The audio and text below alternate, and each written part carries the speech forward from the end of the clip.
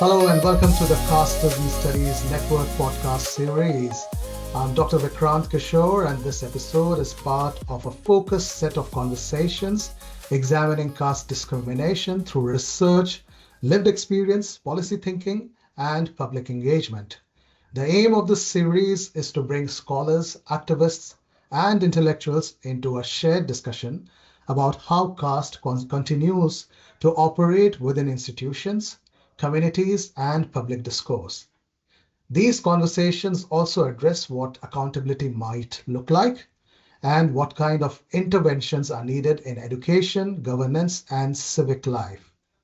Today, I'm joined by Dr. Ali Saha, whose book, Dalit Identity in Indian Print Media, Caste, Power, and Representation examines how caste operates through contemporary journalism. We will speak about how caste operates through journalistic framing, editorial priorities, and selective visibility, and what this means for democracy and public understanding. Dr. Saha, thanks for joining us. It is a pleasure to have you here. Thank you so much, Vikrant. I am so glad to be here and to be a part of this podcast series. All right, so let's start with our Q&A session. To begin with, could you briefly introduce your academic background and the intellectual concerns that led you to research caste and media representation? Sure. Thank you so much for asking this. I think this is a really good question to start with, especially because it kind of puts the framework on who am I and why I do this work and why I started it. Hi, I'm Dr. Ali. I'm a media sociologist, and my work broadly looks at how media represents minorities. And I also look at how these marginalized communities use media to voice themselves. I am interested in both of these processes because I am very curious to understand how this aspect of minorities interact with this aspect of media and are able to or unable to voice themselves and put out their ideas to the world. So, when I started or when I began my PhD around 2015, which I already knew had to be on minorities and media, I started reviewing a lot of literature. And when I did that, I noticed something quite interesting. That is, there was a substantial body of work on caste in sociology and political science. And but there was like very few research which talked about caste in context to media. And so that's when I realized that media plays such an important role in an Indian society, or rather in any society, where it constructs the way people think about the world, about the other people, about the communities. And if we don't have an understanding on how caste is represented in the media and how that those two interact, then we are missing out on something big. I also realized that whatever caste and media studies existed, they were mostly from the late 1990s or early 2000. And by the time I started my PhD, like that was a quite a big gap, and there was no research during that time. And this absence itself kind of became an intellectual problem for me, and I realized that caste had not disappeared from society. Then why did it disappear from media research? And this gap made me curious about whether caste was operating in which ways, and how does media play a role in constructing caste and behaviors and beliefs about caste and Dalits in the society. Okay. So one question which comes to my mind, was it just the kind of lack of the discussion on caste and media, or was it any kind of experiences or personal aspect that you felt strongly about it? Because when it comes to Dalit studies or caste studies, a whole lot of people are doing it because they feel invested into the topic. But then there Mm-hmm. have been questions around that lots of people start studying because it is not studied and they just want to do it. Mm-hmm. And there have been lots of critical kind of criticism about this approach, is that just don't find it a kind of a study area and then Mm-hmm. get onto it. But so my question to you is Yeah. basically how this thing shaped your particular understanding or thinking to do the research? It was personal a bit. I would say quite a bit, but somewhere it was operating in the background, which I was never able to voice. Especially because I came from a family where they kind of believed that caste does not exist. But when I always had a chat with my family or friends, this kind of conversations and discriminatory ideologies would pop up every now and then.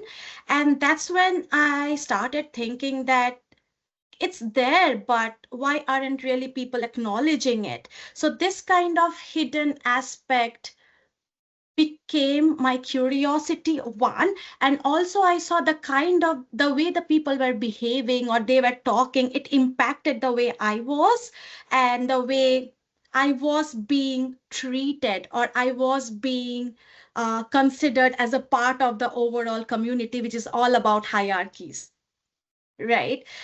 May it be about intercaste marriage, may it be about fooding, or may it be about you cannot do this because this belongs to the lower caste, or you cannot do this because this belongs to upper caste. So I'm just acknowledging the fact that I fall somewhere. If I go by the caste hierarchy, I fall somewhere in between.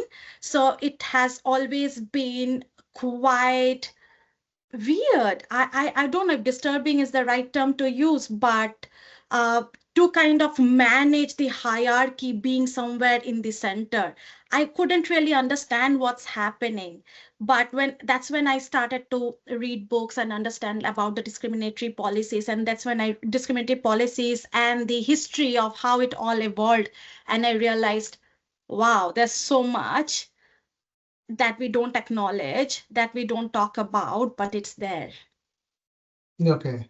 Yeah, fair enough. And that's what Dr. Ambedkar talks about is that caste is not just about inequality, it is about graded inequality. And the Exactly. graded inequality is that everybody is placed within a specific grade. The topmost will, create hurdles or have biases against the ones, next to who's supposedly down to them or lower to them. And that those kind of grades really matters. And of course, people who are outside these grades and Dalits or Avarnas who does not form within that Varna society uh, becomes a big issue. And that's what we are talking about. So your book focuses on Dalit identity through print media rather Yes. than digital journalism or social media. What led you to concentrate on newspapers, and what does the print archive allows you to observe about caste and representation? Mm-hmm. I guess this is something I pondered upon a lot while I started my research, and this is kind of the feedback I received several times about my research as well, like why not social media and why print media. So, so this decision was very much based on the kind of course, data, but also the kind of practices that I noticed in the Indian society and among the Indian diasporic community as well. That although social media was still there back in 2015, it was evolving. People started to talk about it, but many of them still considered that as a form of entertainment, whereas newspapers or specifically print news was still considered as credible, authoritative, and trustworthy source of information. Even my parents, every time they had to get an information on something, they wouldn't go to social media. Yes, probably now it has changed a bit, but they still turn on television or they open up a newspaper to read what has happened, because that's where they believe the believable news has come in, which is not the reality. And that's what led me to do my research on Dalit identity, or rather I started more off with casteism in Indian print media, and that's when I refined it more further to realize how casteism was very much about untouchability versus uh, like the higher caste, and that's when I focused more on Dalit identity in Indian print media. All right. So one of your argument is that caste hierarchies can be reproduced even through narratives that appear sympathetic or progressive in news media. So how do journalistic narratives continue to sustain caste power even when they claim to be inclusive? And this, again, maybe you can also throw light in case if you have been following the latest UGC guidelines in India and how the kind of division between the high caste and the Dalits or Adivasis and OBCs have come out into the open, and somewhat the mainstream media controlled or powered by mostly privileged castes have whitewashed those kind of discussions or assertions that the OBCs and Dalit and Adivasi communities are putting through. But anyway, you can focus on your work, and then maybe if you think it's good enough to connect with that, then you can. Yes, so I had a very quick look at the UGC one there, especially I had a look at most of them through the conversations that were happening on LinkedIn because it was very much education focused. And it was very surprising in a way, somewhat surprising that people were still talking about and supporting the discriminatory beliefs and ideologies. And it's very hard to explain it in words, but then I did see overall, if I had to reflect, I did see the ideologies come up. I still see the casteism reproduce on digital spaces, especially during the UGC conversation that happened. Something that I wouldn't have believed, because we somehow still consider that when it comes to education, and education is about equality, it's about telling people that everyone is equal and there's no discriminatory policies, there's no caste as in such. But that was not the reality. It was quite contradictory, where the conversations were basically around supporting the divisions and supporting the caste hierarchies. Uh, and this is specifically about the people's narratives that I read on those comments about the UGC rules. So in terms of my research, what I felt is, what I still believe is, sympathy will not automatically translate into equality. So in my research, I realized that many of the news reports, narratives, they present Dalits as someone who needs to be looked at from a sympathetic perspective just because they suffer violence or injustice. But in doing so, they do not really question the structures that produce this kind of suffering. They do not uh, explain, or they do not kind of question why do they really suffer such kind of violence. For example, many of the journalistic stories, I just wanted to put it down here, is I looked at approximately 7,000 news reports across Times of India and across Amar Ujala, which is an English and Hindi newspaper. And irrespective of what newspaper we looked at, I realized that many of the stories focused on individual incidents rather than about the systematic discrimination, which excludes the Dalits, or which excludes or kind of forces such kind of violence to continue. So this kind of journalistic contents might frame violence, for example, as a law and order problem instead of a social and political problem. And in doing so, they evoke empathy without even challenging power. Moreover, what I realized was these narratives also tend to position dominant caste institutions like the state, the police, or the judiciary as the problem solvers without even questioning whether there is any kind of casteist beliefs happening within those institutions, which we know is there. So what happened as a and sorry what happened is that the news contents that were being constructed, they were all they were constantly marginalizing the Dalit feelings, Dalit perspective, the systematic discrimination against Dalits, and those were constantly being represented through elite perspectives.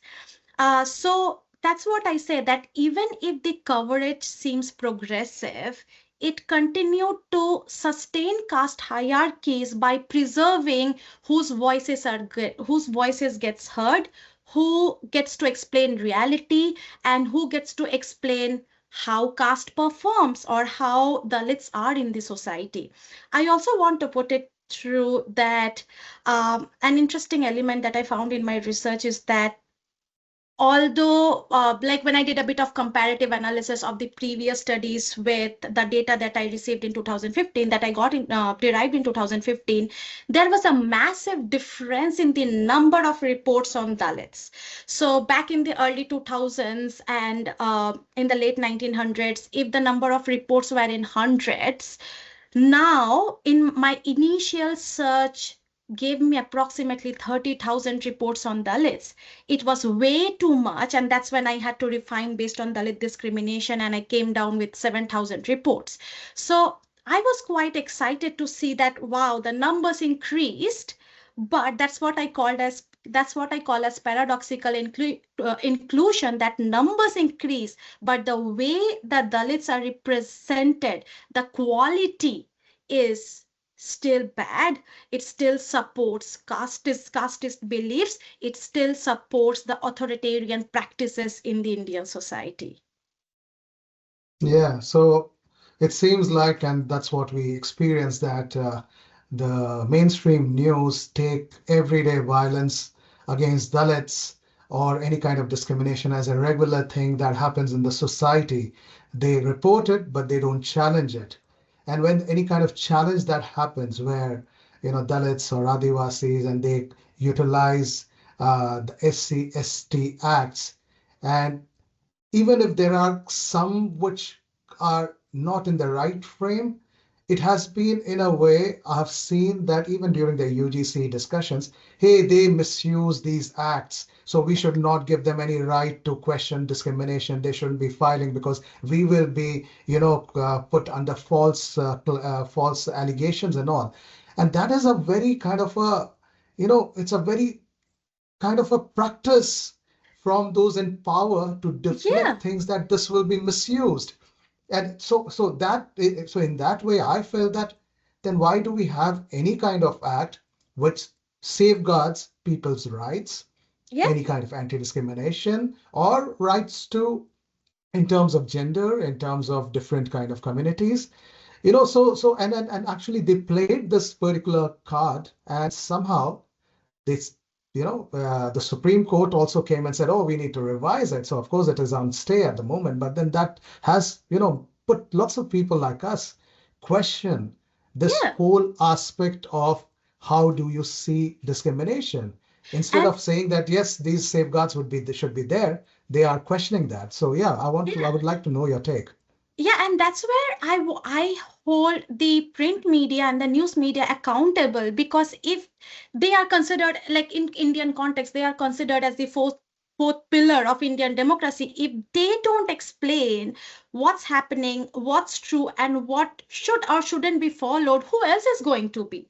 But instead, what I see is, with whether be it print media or any news media, all they are interested in sensationalize the stories about Dalits and about their suffering, or they never tell the reality behind what's happening. And that's what I find massively problematic, because especially in today's world, when everything is so much about media, where everyone constructs everything about media, why is media not being proactive enough to construct the real narratives and to construct the real behaviors that we would want from our fellow people? But rather it does in a way where it's all about getting viewers or getting likes or getting people to read their stories, or getting people to read about their newspaper so they can discuss among the others. So which is what I find highly problematic, and that's what I talk about in my book as well. Yeah, and one thing, this UGC issue has been very important for me also as a former journalist, or still I do my journalism work. So many journalists from India who were my former colleagues or my friends, I could see the mask of their being a journalist opening up, or totally, totally unmasked, because they were wearing their Savarna casteist identity. And they were identifying as with their caste and why UGC needs to be, the policies needs to be, they should go against it and why. So Mm-hmm. I was aghast that how journalists and we keep studying that they need to keep certain objectivity, keep themselves out of it, and do a kind of analysis or report. But then the moment you wear your own caste and Exactly. then you start reporting about it, then you're not reporting.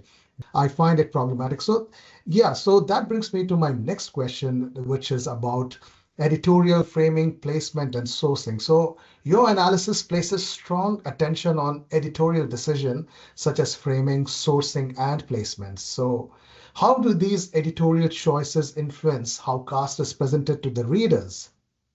Uh, to start with, you are a former journalist, so you would also know that and agree to that that editorial decisions are never neutral.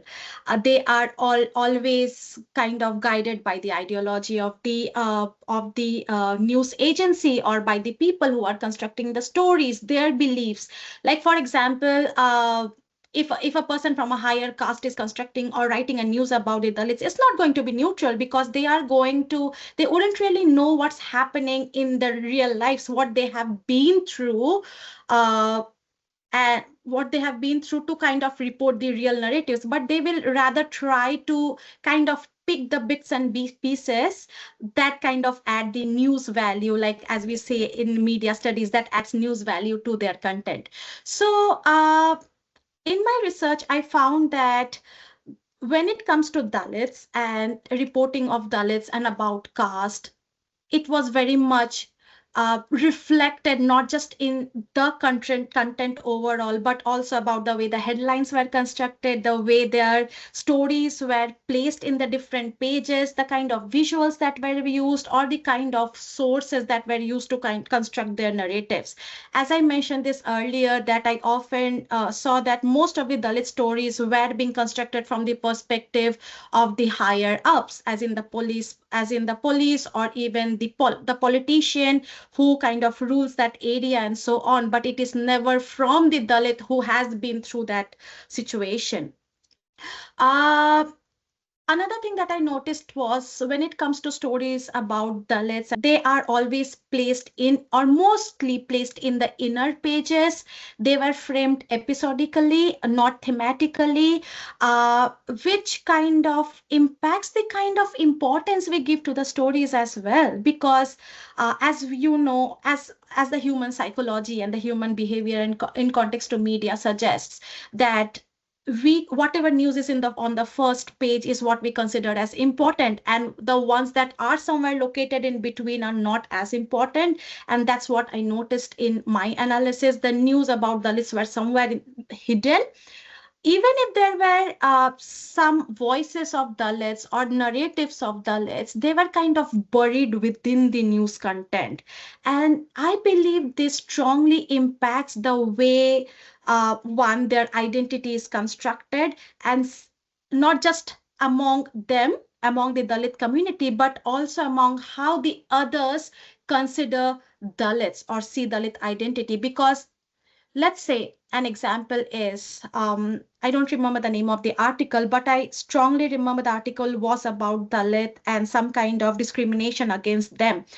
And it started with, the first paragraph was about the politician of that particular area talking about something about caste discrimination, followed by the police. And then in the fourth paragraph was the Dalit's voice. And that's when it made me feel, shouldn't that voice be placed on the top? Because it is about their perspective, their feelings, what they have been through. But that was not the scenario. They were somewhere below. And it was not something that was, it was not a trend that I was noticing once in a while, but it was very consistent across majority of the news reports, no matter which whether it was Times of India or whether it was Amar Ujala.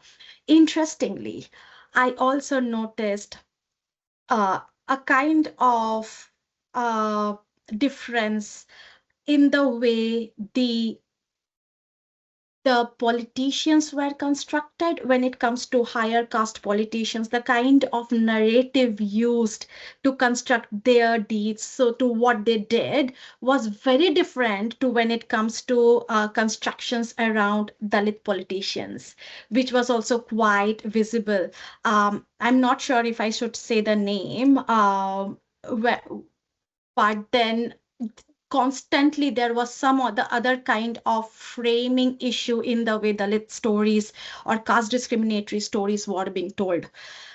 Another, uh, uh, I don't know if it would fit in this aspect, but I wanted to raise this point is when I was doing my research, I also realized that every time, as you said, every time that Dalits were being or acting as the activist, that kind of narrative of Dalit being the person who were destroying the peace of the society was many times in the initial part of the news report. But when it comes to their suffering, that's somewhere again, as I said, buried inside the news report in the fourth or the fifth paragraph. So there were constantly many editorial choices, I believe, that were being made while such news reports were of Dalits were being presented in the print media.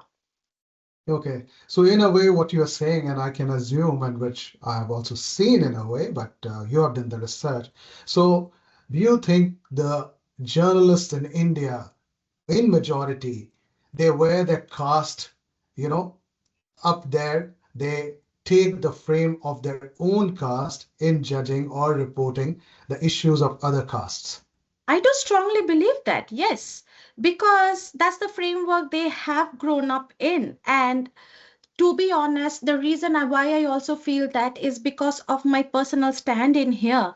Because as I said, I belong somewhere in middle. And when I was doing my analysis, I had to consciously take out my understanding, although my understanding was very vague about caste because my parents never talked about it. But then had to be very conscious about so-called my placement in the hierarchy to do the research. But because research is again a 4 year long process and it takes time, the way we write, the way we believe, the way we construct is different. But when it comes to again journalistic perspective and acts, they have to so-called work like watchdogs, again a term I'm taking from the media books. So that's when they don't really have, I strongly believe, and I would love to hear your perspective here as well. They don't have so much time to analyze what's right, what's wrong, what's casteist, what's not, because for them, putting it out is what's more important. So that's when even if it's not intended, that casteist ideology somehow impacts the ways the news are being reported. Okay. So when you started your research and today when you have completed a full book based on your research, the process of those 4 to 5 years that you have done, has it changed anything in you in terms of understanding discrimination or in terms of standing for the rights of the underprivileged? Do you think it has come out and you understand those things through your research and how it has shaped you as a person or as a scholar? Uh, it has shaped me a lot, a lot. And somehow I believe eventually I have become kind of an advocate who voices against casteism. And it is not just through my books, not just through my research, but within the community. So I am a constant advocate who kind of talks about or talks against casteism, talks about uh, how there should be equity, not just equality. Because when, especially, I talk a lot about Dalit women and the kind of underprivileged situation they are in. And I strongly advocate for them as them. They should be the one who should voice themselves. They should be and I constantly look into, like, as because I'm a media researcher, I also look into how they are not there in the digital spaces and talk about the reasons why they are not there and what should be done so those Dalit women could voice themselves and talk about their rights in the digital space where everyone else is there talking about themselves. So it has massively changed me as a person who believes, who is not just about, who just don't talk about equality, which I used to be before my research, but now I talk about equity. I acknowledge that ideology, or the fact that I belong to a particular caste because of the Indian system of how it was, but I also strongly say that that does not matter. And for those who it matters, I am there to support them in any way I can, because here I am sitting, I'm very grateful to be in a space where I could write, and I would love to give the opportunity to write and to develop to every other person who is struggling to be in this space, who is struggling to get the education they want, who is struggling, or who want to live a life that they enjoy and that they are happy about. So yeah, I would say that, yeah. Recently, in our symposium, you also touched upon the issue of AI bias when it comes to representation of Dalits or Adivasis and how AIs are being trained. And it has a certain prejudice because it is, again, majority people putting in data are not the ones who have those kind of lived experience. So, yeah, Mhm. so can you elaborate on the things that you discussed and what has been your experience? Yes. So this is going to be a part of my new research. So as you know, in my book, I talk about the new casteist media. So where I believe that media is not how it used to be, but it has evolved. I talk in context to print media, but in my forthcoming work, I'm going to talk about new casteist media in context to AI, where I uh, argue that in this era when we are constantly, or anyone is constantly using AI to understand about things happening around them. For example, I cannot imagine how many of them would have really used AI or ChatGPT to kind of understand what's happening with the UGC policies. And in this era when like as we know, AI is very much coded based on the hegemonic structures of the society, which believes casteism exists, which believes that Brahminic ideology is what still needs to be followed. uh, in this era, people will, every time they search about caste or the policies, they will keep getting the similar kind of casteist images that they want to see. Also, okay, let's put it in this way. Uh, I was reading a recent work on AI and casteism, and I don't remember the scholar who worked on it, but they had a very interesting research where they used certain words. They searched it and asked an open AI system to kind of allocate certain identities to certain community. For example, who is the one who is intellectual versus who is the one who is supposed to uh, clean or do the sanitary work. And OpenAI system answered that it is the Brahmin who are supposed to be intellectual, whereas it is the Dalits or the lower caste which who are supposed to do the sanitary work. And see, this is what I'm trying to say, that AI constantly reproduces the already existing Brahminic ideological practices and beliefs that we carry with that the caste society carries within themselves. So AI is not reducing or not helping in fighting the caste discrimination, but rather it is already perpetuating and reinforcing the hegemony beliefs that exist. So I did a I might have shared this with you before, but even I am doing a bit of research on how Dalit and Dalit woman identity are being represented in AI. And it has been very disturbing to see that AI constantly constructs Dalit women as someone who are poor, who are uneducated, who are who are constantly connected to farming and village related activities, there has been no images or visuals about them being activists, them being journalists, or them being professionals like us. And this again speaks for the fact that AI doesn't help. AI is reinforcing the beliefs, casteist beliefs that exist. Uh, and this also again exists not just in the simple visuals that we see, but also in qualitative methodology. Every time you try to do a thematic analysis on Dalit minorities, the themes that the AI produces is again very biased. It is not objective. It is not what a human who researches caste would really talk about or really point out at, but rather even the themes are very casteist in and sorry, the themes are very casteist in its own way.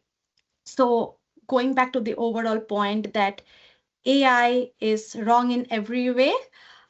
It is discriminatory in every way, and it in no way helps to alleviate the casteist problems that we have been talking about or advocating about since so many years.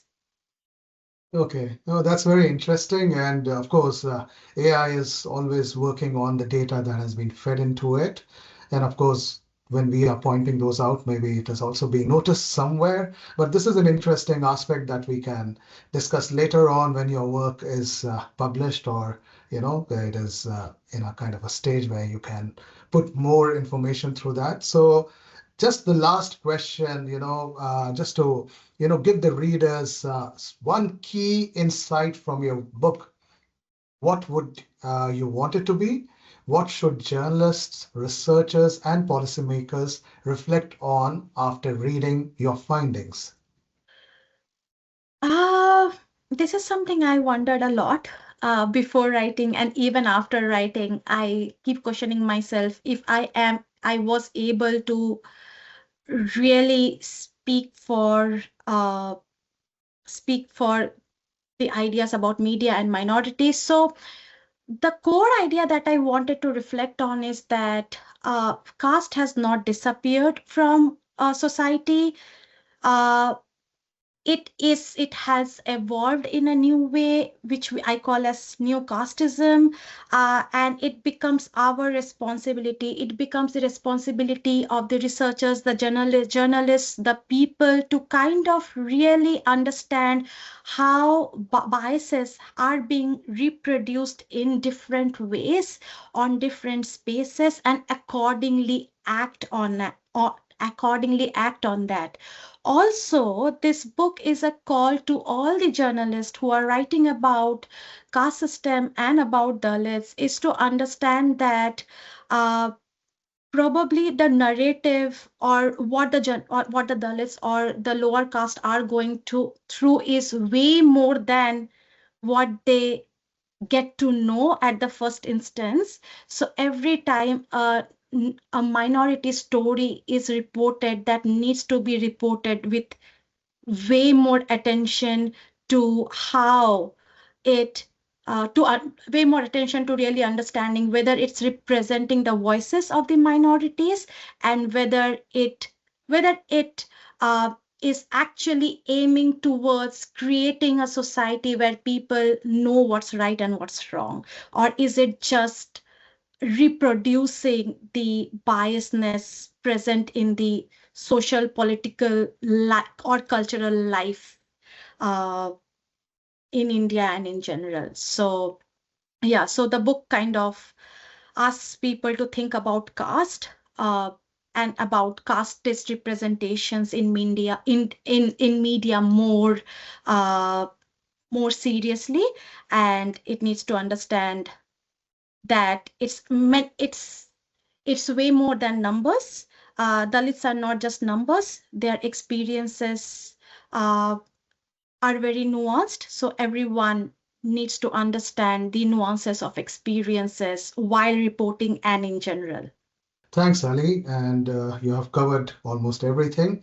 And just for our listeners, I just wanted to give them a bit of clarity around the uses of upper and lower caste, and lots of new scholars and Ambedkarite groups coming, and they don't like this particular coinage of upper caste and lower caste. Mm-hmm. But in scholarly work, sometimes it becomes important to Yes, use those kind of framings, and exactly. of course we can use privileged castes and underprivileged castes, and lots Mm-hmm. of people also utilize castes and oppressed castes. So those are the kind of framings. But we, at the moment, in case if somebody has this question, why did we use these particular terms, then that is from a particular scholarly framework, and we do Yes. recognize these particular differences and divisions, and Mm-hmm. we also endorse that. So that is from my side, and Exactly. yeah.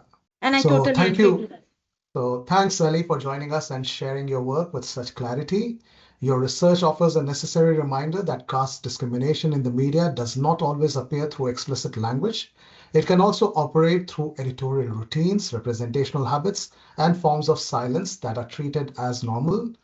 To our listeners, today's episode was a conversation on Dr. Ali Saha's book, Dalit Identity in Indian Print Media, Caste, Power, and Representation, which examines how caste and inequality are narrated in Indian newspapers and what this means for public life and democratic understanding. This particular podcast has been a presentation of the Casteism Studies Network podcast series. And I'm Dr. Vikrant Kishore, and thank you for listening.